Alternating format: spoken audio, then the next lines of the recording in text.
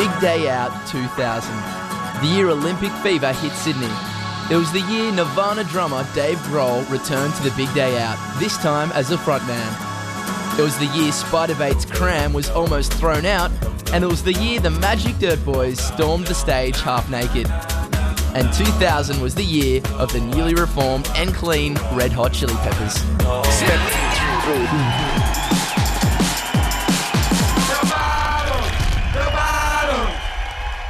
Now, the Olympics isn't going to top this. There's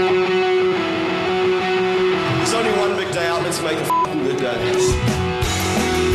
Are you really ready? It's a really good bill. I'd come to the show. I did come to the show, actually.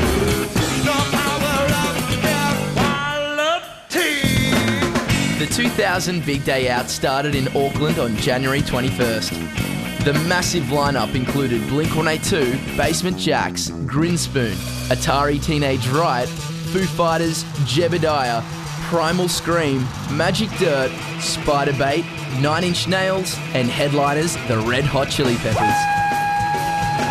The Californian group had just released their 7th studio album, Californication, and was celebrating their reunion with guitarist John Frusciante, who departed the band in 1992.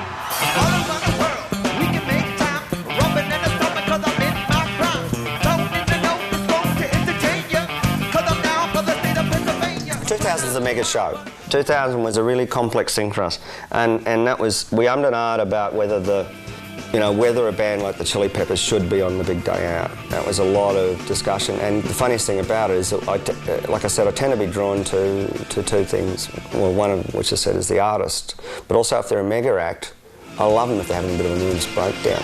When we last caught up with you, the pre-show regime was a very important part of the set. A bit of table tennis, a bit of ping pong, some weights, some meditation for Flea. That must have been the Dave Navarro years. Did Dave take the weights with him? Dave took the weights. That was part of the deal. Dave kept the weights. It was part of the divorce settlement. You got the weights. Got the weights, the ping pong table.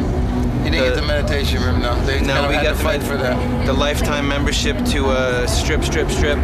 He took that with him, He took that with him, yes, he did. It's okay. It's good. It's good for him.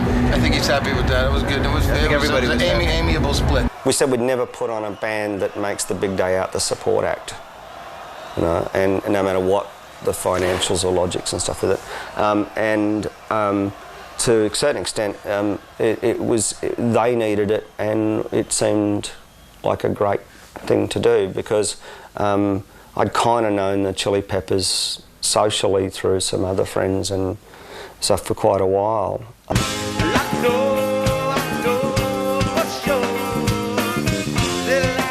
have a little situation.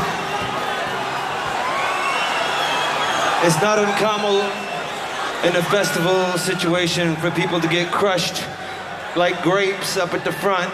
During the Chili Peppers Sydney set, the band noticed trouble brewing in the crowd, stopped playing immediately, and Anthony called for calm. Despite a lengthy stoppage, the band was able to complete its set without incident. It was a bizarre precursor to what would occur almost a year later during the Limp Bizkit's Big Day Out set. Hey, you sending in all the troops, don't look at this like a violent mission. Look at this as like a peaceful mission. Make this a peaceful mission right now, please, everybody.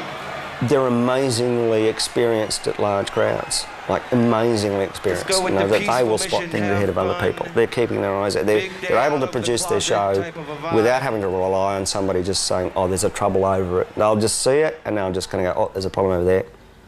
Can we just stop the show for a second? Can you do this and that? And just talk to the audience like they're one-on-one. Hey, ladies and gentlemen, we're the Foo Fighters. Thank you for coming. This is our first song. It's got Monkey Red.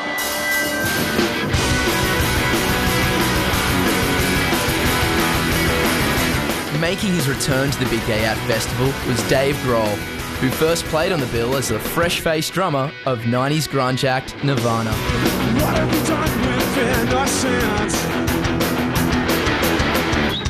8 years on, and Dave had established himself as a frontman in his own right with his band Foo Fighters. I mean, we rallied to get on this tour. We were like, we want to do this tour. We want to go on the Big Day Out thing because it's the most cush tour you could possibly do in the summertime. Well, yeah, man. It's huge crowds. There's 3 days off in between every show. It's huge, man. In Auckland on the big day, Foo Fighters were headlining, oh no, actually they weren't headlining, the Chili Peppers were headlining, Foo Fighters were next. And sat side of stage during Yachty Indie is Dave Grohl, and Dave Grohl just nudges me. I'm sort of taking photos, and he's going, I've seen a didgeridoo before. They had a didgeridoo, that band that followed us, and he didn't realise it was the same band. I said, oh, this is exactly the same band that followed Nirvana. And he said he was fascinated by seeing a didgeridoo on stage. He'd never seen one before. And after Nirvana came off, he came to side of stage at the Horden and watched part of Yachty Indie, mainly because he'd never heard a didgeridoo before. And then how many years later, there he was, sort of a time warp. Dave Grohl's a great talker. In any situation with any interviewer, he's just give and give and give. And what people always say about Dave is that it's amazing how much press he will do. Like, he just doesn't get sick of talking about the Foo Fighters or, you know, Nirvana even. You know, he's really generous when it comes to doing press. The 2000 Big Day Out tour also saw the nicest man in rock get arrested after the Gold Coast show. I got popped for a DUI here one time. I got popped for a drink driving charge up in the Gold Coast once. That was funny because me and Dave were Let's talk about it. Coming back from the Gold Coast, from the Big Day Out gig at the Gold Coast, and Dave was drunk, and this is back in my barely. Not barely. I blew a .081. Whatever. So Dave, nothing. Dave, we rented these. Kids don't drink and drive. We rented these scooters. Yeah, it's not a good thing. We were winding him up a lot about that. That was a lot of fun. And this was back in the days when I used to smoke a lot of weed too. So I had just acquired a new sack of weed, so that was sitting in my scooter. And Dave was kind of hammered, and we pull up, and there was this what do you call it? Checkpoint. Checkpoint. Mm-hmm. And they checked me, and I was like, I'm fine. And they checked Dave, and it's not so fine. That was a good time. But you know what? I was the only guy on that whole Primal Scream were on that tour. None of those guys even got thrown in jail. Because they didn't. I got made fun of for the rest of the tour because I got popped on a scooter. There's a bunch of kids on the side of the road laughing. Dave's busted, man! Oh, like it was awful. And I wound up in a cell with some fat dude who was snoring so loud, who had been at the show, and I was just kind of. I had this blanket that was made of canvas that wouldn't even fold. I was just like putting a fucking plywood sheet over me, just please God no.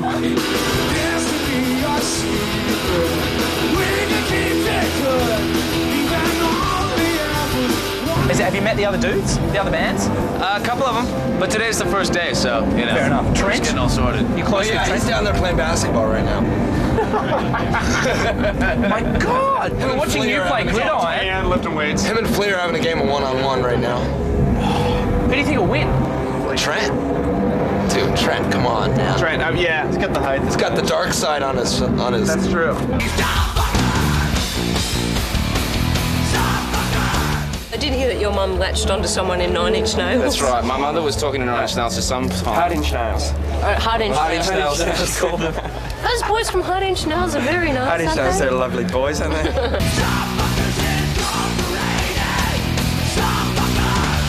2000 was a big year for fans of industrial rock with the presence of German group Atari Teenage Riot and US heavyweights 9 Inch Nails. I've got the flu, I got jet lag, glad to be here, I'm ready to run. Although I wasn't scared of him, I actually found him completely funny as a fly on the wall was Trent Reznor.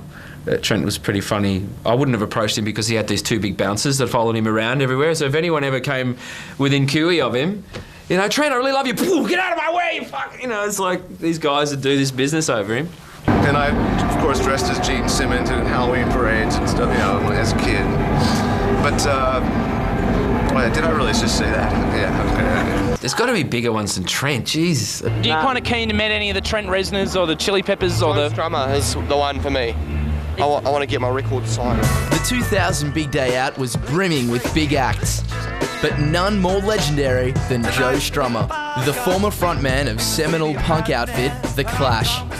Strummer, who would die less than 3 years later, impressed everyone from the punters to his peers. Probably the most important part of that show is that even though, say, the Chili Peppers were there, and it was amazing to get 9 Inch Nails on the show, and it was Foo Fighters, Chemical Brothers, you know, primals. It's just like it just kept going. But you know, everybody was totally besotted with seeing Joe Strummer. You know, he was a god to them. When I met Joe Strummer, it was pretty exciting, and also considering that he died not long after that, and he was just such a nice guy. He was there with his wife and his kids, and they were all snorkeling and having a great time in the Gold Coast. I'm Jabba. How do you do? Jabba. This is Beth Orton. How do you do, Ben? We were just seeing if Joe was in. Is Joe in at all? I don't think he is, mate. No, I don't think he is. Can we have a look in there? Oh, that is a tour. Get out of the backstage room! I was doing a photo session with Anthony Cadiers and Dave Grohl for front cover of Kerrang in London. And in the session they were talking about how the hell, because Joe Strummer was on the same time as the Chili Peppers, and the Chili Peppers were desperate to get over and check out Joe Strummer. So this iconic legend is on another stage.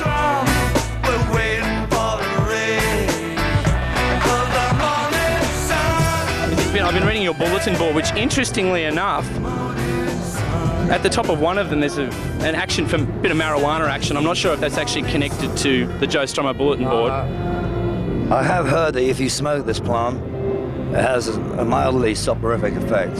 Really? Yeah. I'll have to look into that. I believe Adelaide could be a good place to try that. Well, I suppose in a town like this, it's probably around, you know, it's a big city. You reckon? Yeah, big city. Who's got a light, though? I got one. Joe Strummer his shows were amazing. I thought he was one of the highlights of the big day out. You know, and the original punk, you know, for the want of a better word, the man. Still to come on Bdo X V2000, Jabba gets inappropriate with the Chili Peppers and learns a new game from Blink-182. Gates open. Step 3.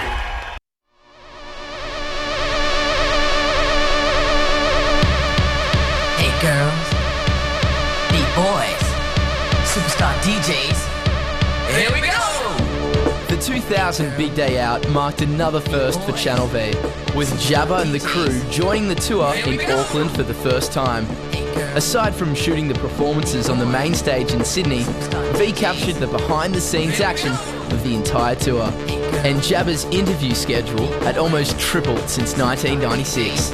You know, if you enjoy doing something, you just want to do more and more and more and more of it. So, and depending on the lineup of the year, if they're bands that you really, really enjoy and you're a fan of, then you want to kind of get there and talk to them. I know a lot of Ice Cream Sundays, so I did know them. I knew about 45. Last time we were over in New Zealand, Australia, 2 years ago, and there we sampled the traffic signals, and that's on red alert. You wouldn't use it in a tampon commercial? Nah, or a Vegemite commercial or something. Even though Vegemite's good, I wouldn't mind Vegemite commercial. I endorse Vegemite. Oh, God. Oh. I always seem to ask inappropriate questions of people. I know I've asked inappropriate questions to the Red Hot Chili Peppers. There's always some kind of gay angle, you know, like is the other side about, you know, making love to your boyfriend, and they're like, no, that's actually about, you know, a good friend of ours that's passed away. And is it anal kind of related at all? Anal? Yeah, oh, dirt. I like dirt. Hey. No. Anal. I don't equate anal with dirt.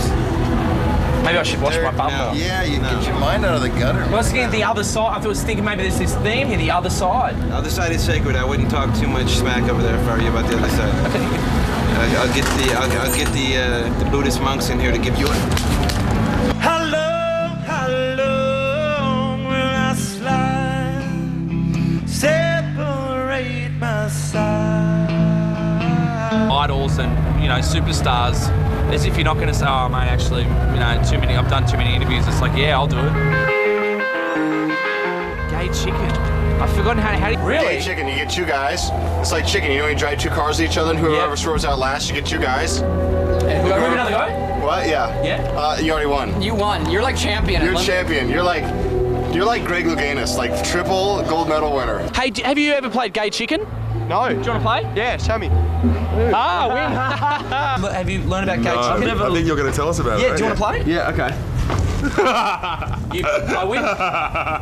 What a game. Yeah, isn't it good? Wow. Blink-182 taught it to me. Right, that's great. Ah. So I've won gay chicken. Yeah. Have you got any other games we can play? Yeah. One called Gay Prison. Yeah. Yeah. And Tom's always the new guy. Do you want to play Gay Prison? Yeah, okay.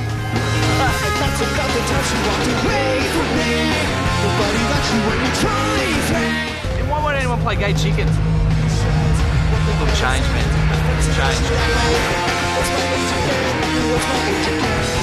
In yet another first, the 2000 tour also saw Jabba experience the joys of flying. That was, Cram from Spider Bay, a couple of competition winners, and first time I'd ever been in a helicopter. It was very special because there was all this talk, about Courtney Love getting a helicopter to the gig, so I think it had always been a fantasy to get a chopper to the big day out. I mean, what a wanker to get a helicopter to a show. Like, who does that? Bon Jovi, maybe. So we got a helicopter to the big day out. That revolves around a competition that we ran in 2000, and each year at the big day out, we've always tried to run a promotion where people can win a ticket.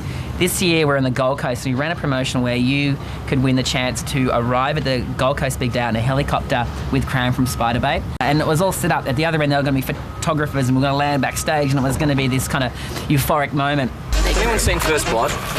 Rambo. Oh, yes. We're flying up through the Gold Coast, making all sorts of helicopter movie jokes as we went. It was a perfect Gold Coast day. We get to the big day out, circling, and it looks fantastic. And as we come down, we can see all the photographers and everything. But as for some reason we landed in the public car park, which was about a kilometre away from where we were supposed to land. Everyone's scattering, and then Cram and Jabba, I remember, proceeded to these sort of kamikaze rolls out of the plane, like they're sort of landing in a hot spot in the Vietnam War or something like that.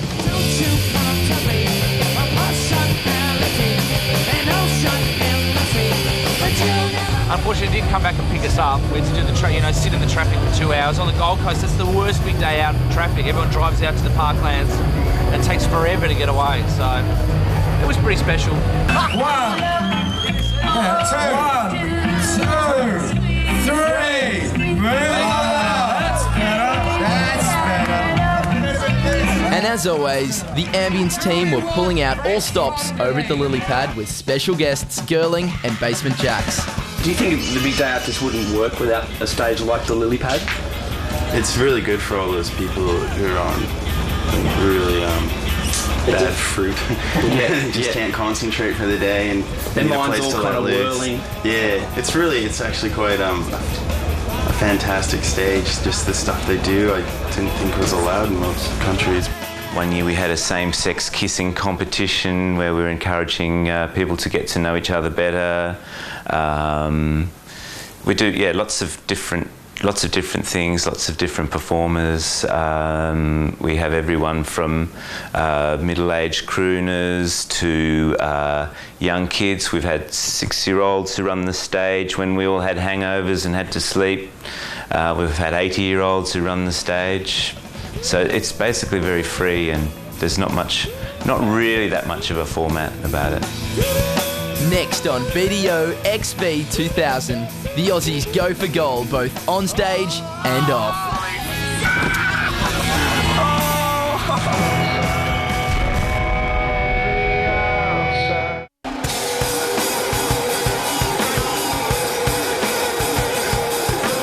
Although the 2000 Big Day Out lineup featured big international acts like 9 Inch Nails, Foo Fighters and the Red Hot Chili Peppers, the local bands weren't about to let their spotlight be stolen. Jebediah, Magic Dirt, Grinspoon, Spiderbait and Kiwi's She Had all rocked the main stage to huge crowds. So do I. It's passengers just a passing by. Passengers just a passing. We got to go on after She Had. Yeah? Oh. So, hometown rockers. A little bit of pressure right there, right? You've created a bit of a stir amongst the Foo Fighters there. Dave and Taylor, they're a bit wary of going on after She Had. It's because we'll kick their ass. I noticed Taylor and Tom, actually, were you sharing a few drum talk? He's a really nice guy. I heard he's the best drummer around here. I gotta say, his drum kit kicks my drum kit's ass. I haven't checked out his drum kit. Well, it's crying over, man.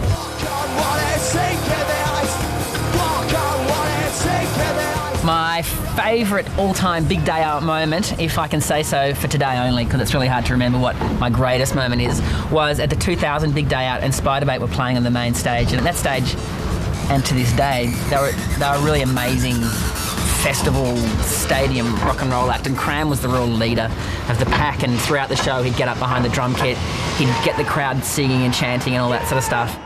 In this instance, he ran and jumped into the crowd, and which is not unusual for a rock and roll band. what was unusual was that as he tried to climb back on the stage, and it's a really high stage, the main stage is kind of 2 metres high, as he tried to climb back on the stage, the security guard grabbed him and thought he was a stage invader. Which is kind of funny because there's probably 10,000 people watching and knowing exactly who this guy is, except for the one security guard who's trying to drag him back. If anyone missed that, the security guy just punched our drummer because he thought he was trying to get on the stage. I do remember that. And if the man is watching, all is forgiven, and I'm sorry I got so upset, but it was a shock. I've seen this on Channel V many times, and what was I wearing that day? That was terrible.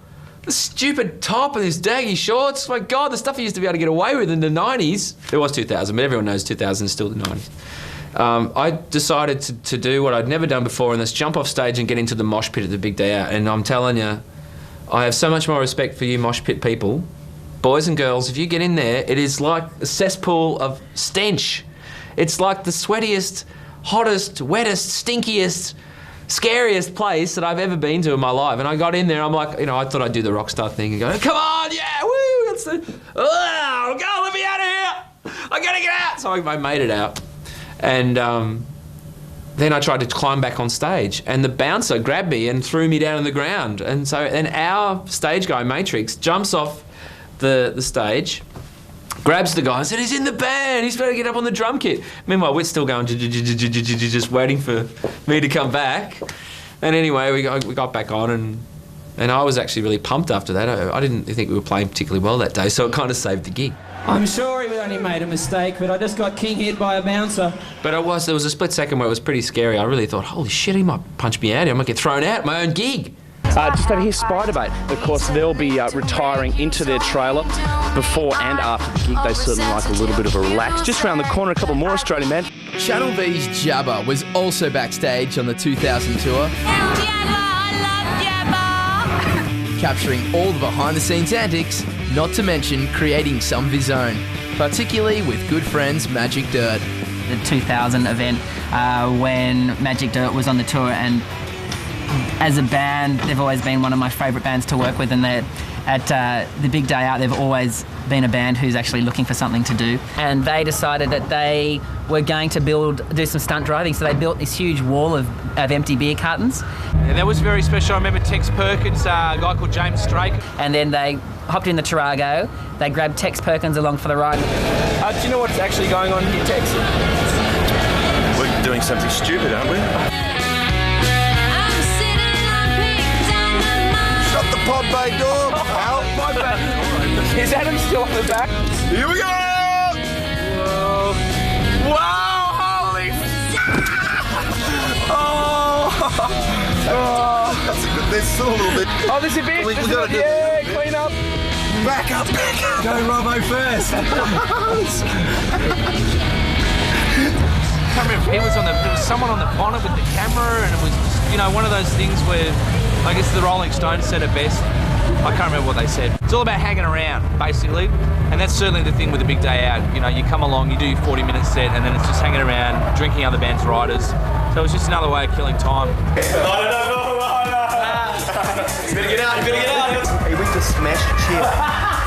He smashed it onto the table and it bounced straight back into the frame. Well, I've noticed that you guys have taken on the smashing element. When we caught up with you backstage at Gold Coast, just after you come off stage, you had the smashed-in face from the microphone, and Phil, who we can't find, had attempted to smash a plastic chair, and they don't smash.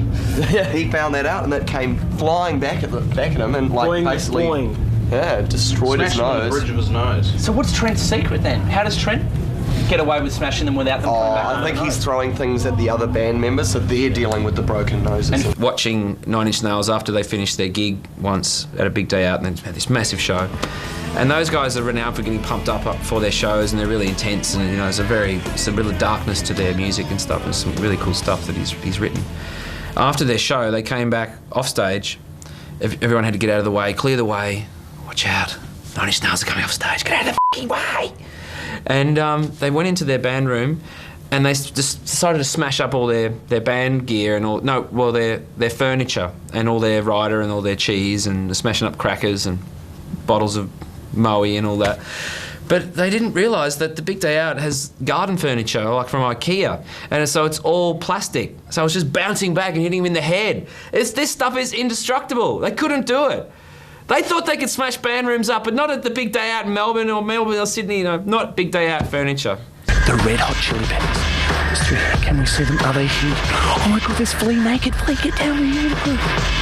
As you can see, magnificent backdrop, a magnificent compound. If memory serves me correctly, last year Korn and Marilyn Manson were actually in this little posse. So this is obviously where they put all the top rung kind of bands. If we take a look through there, Flea's meditation room, very lovely stuff. Not to be seen by the public. Flea from Red Hot Chili Peppers, after his gig, he puts on a white robe, he makes a nice hot cup of tea, and he walks around in bare feet. He's completely naked under this robe, and he's just walking around sipping tea and just looking around. Doesn't say much. In Auckland, you know, Anthony comes up, of course, with his shirt off. I mean, what else would you do? No, walking into the main administration office backstage in Auckland, but he walked in and it's like a dozen people he didn't know, and he's going, "Oh, hello, my name's Anthony, and what do you do?" And you're going to go, and so I go, "Oh, I'm sorry." "Oh, thank you." And I'm Ken, I'm the promoter. You remember? Go, "Oh, yeah, okay. Oh, great, how's it going?" "Oh, good." Going, but he's still in saying, "I'm Anthony." Like, "Oh, yeah, I wouldn't know this guy walking in with his shirt off and shorts on and, you know, headlining the show. Nobody recognising, of course. Have you met the Chili Peppers? Are they mates of yours? Yeah, well, I don't know if we've met them a few times. They're super cool guys. Yeah, nice guys. Do you think they're going to be coming out with some kind of sock, flaming hat device today? No, but we should try and borrow their old flaming hats. Yeah. We need something. 35C, everybody! Hooray! I find the C cup to be very pleasant myself. I'm thinking about getting some. Known for their butt jokes and sense of humour, San Diego trio Blink-182 didn't quite see the funny side of things when the lads from Magic Dirt stormed the stage during their set to moon the crowd. They got the camera and said, "Follow us, this is what we're going to do." They had the footy and they're thinking, "Oh, Blink-182 will be kind of cool about this." You know, they're kind of a band who takes their pants off a lot. And then they did it. And the Magic Dirt boys, Raoul and Robbo, running on stage while Blink-182 are playing and doing a moon and kicking a footy into the crowd, and Blink-182 get very upset that they're off stage with nude antics. The 2000 Big Day Out tour wrapped up in Perth on February 6, with a record-breaking attendance of over 250,000 punters having experienced the festival. When we got to Perth, the band had a backstage spa, or the Australian bands had a backstage spa, which is amazing on one level because there's a spa and then there's the stage. What's been the highlight for you, Adam from Magic Dirt? The spa. What's been your highlight, Phil? The fucking pool, man! It's, I guess, if you're with the whole tour, by the time you get to Perth, you know, it feels like you're part of the woodwork, you're part of the scenery. So, it's a very special feeling to not be in a band, but to have a lemonade and to be in a Tarago and to, feel like you're part of the tour.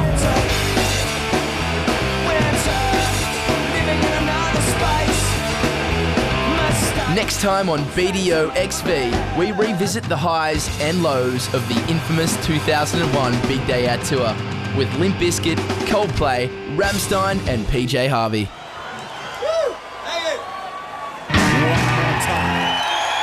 One more beat.